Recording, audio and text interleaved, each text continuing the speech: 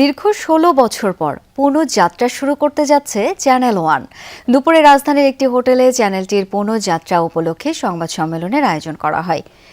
এ সময় প্রতিষ্ঠানটির ব্যবস্থাপনা পরিচালক গিয়াসউদ্দিন আল মামুন জানান, আগামীকাল সন্ধ্যা ৬টা ৫৭ পুনরায় বাণিজ্যিকভাবে যাত্রা শুরু করবে চ্যানেল ওয়ান। সঠিক, বস্তুনিষ্ঠ ও নির্ভুল সংবাদ পরিবেশনে অঙ্গীকারাবদ্ধ চ্যানেলটি। সাংবাদিকতার মান ও পেশাদারিত্ব বজায় রেখে মানুষের কাছে সঠিক সংবাদ পৌঁছে দেয়াই তাদের মূল লক্ষ্য বলে জানান তিনি। মামুন বলেন, আওয়ামী লীগ সরকারের রাজনৈতিক প্রতিহিংসায় বন্ধ করে দেওয়া হয়েছিল চ্যানেল ওয়ান। এই পুনঃযাত্রায় চ্যানেল ওয়ান অতীতের মতো কোনো ধরনের রাষ্ট্রীয় রোষানল অথবা রাজনৈতিক প্রতিহিংসার শিকার হবে না বলে প্রত্যাশা গণমাধ্যমটির। কোনো ধরনের দলীয় আনুগত্য আমাদের সংবাদে স্থান পাবে না। সংবাদের ক্ষেত্রে আমরা থাকব পেশাদার।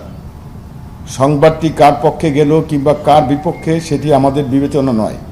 আমাদের প্রধান বিবেচ্য সংবাদের শুদ্ধতা, দলমতের ঊর্ধ্বে উঠে আমাদের সংবাদকর্মীরা স্বাধীনভাবে কাজ করবেন।